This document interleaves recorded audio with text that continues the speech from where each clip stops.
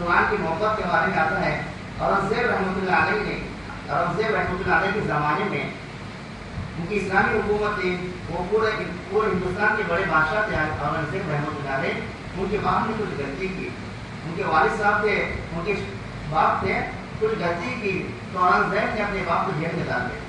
اورنگزیب نے اپنے باپ کو جیل میں ڈال دیا کیونکہ وہ بڑے عادل بادشاہ تھے، بڑے عالم بھی تھے اور انہوں نے بڑھاپے کے وقت حفظ کیا تھا.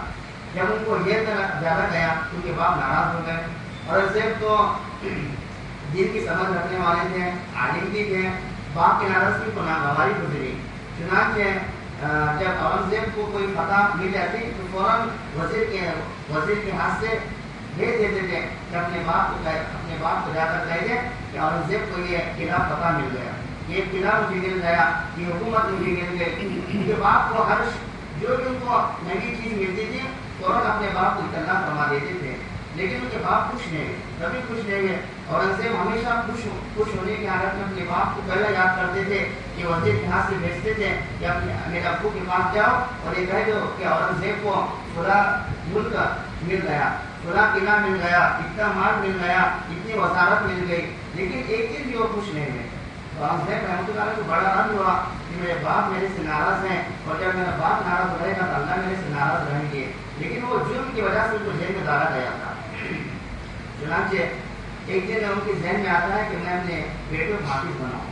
اورنگزیب رحمۃ اللہ علیہ اپنے بیٹے کو حافظ بناتے ہیں اور جب ان کا حفظ مکمل ہو جاتا ہے تو اورنگزیب رحمۃ اللہ علیہ اپنے وزیر کے حصے بھیجتے ہیں کہ میرے باپ کو کہہ دینا کہ آپ کا پوتا حافظ ہو گیا.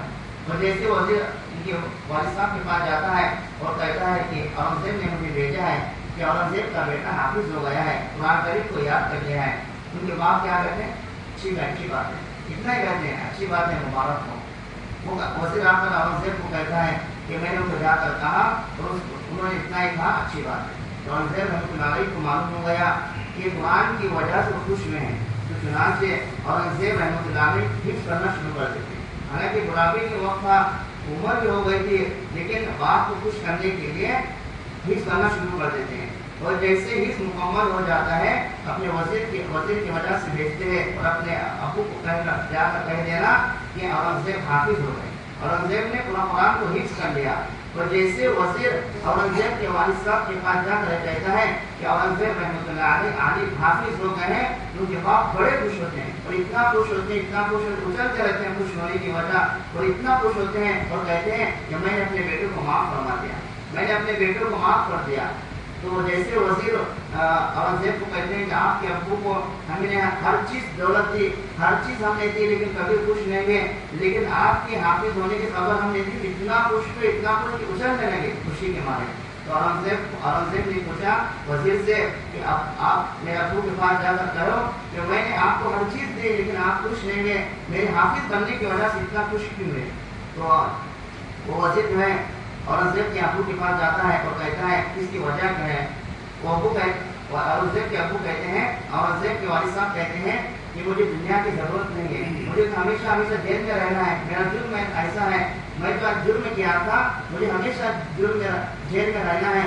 لیکن میری بیٹی کی وجہ سے، میرے بیٹے کے حفظ قرآن یاد کرنے کی وجہ سے کل قیامت کے دن مجھے تاج پہنایا جائے گا. کل قیامت کے دن مجھے سفارش ہوگی کہ میں نے اپنے بیٹے کو حفظ کرایا، میں نے اپنے بیٹے کو قرآن کی تعلیم دی، میں نے اپنے بیٹے کو صحیح کتاب قرآن کریم کی تلاوت کا حکم دیا، اپنے بیٹے کو قرآن حفظ یاد کرایا.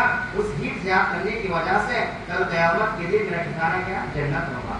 اور حفظ قرآن کے والد کو اللہ تعالیٰ نے اتنا مرتبہ دیا ہے کہ ان کو جو ان کے والد یعنی والدہ کو بھی اور والد کو 2 تاج ایسے بنائے جائیں گے تو تاج کی روشنی اتنی روشنی ہوگی کہ سورج کی روشنی کے سامنے کم پڑ جائے گی اپنے بچوں کو حفظ بنانے کی وجہ سے.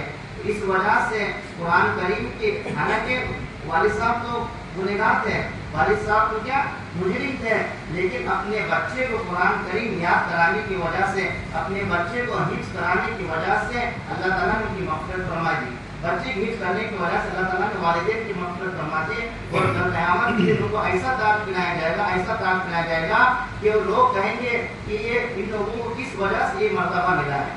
وہ کہیں گے کہ اپنے بچوں کو حفظ قرآن پڑھانے کی وجہ سے، اپنے بچوں کو حافظ قرآن بنانے کی وجہ سے. تو اس دنیا کے اندر سب سے زیادہ سب سے معزز کتاب جو ہے قرآن کریم ہے. اللہ تعالیٰ فرماتے ہیں خیرکم من تعلم القرآن وعلمہ، تم میں سے بہتر شخص ہوا ہے جو قرآن کریم کو سیکھے، ان لوگوں کو سکھائے. قرآن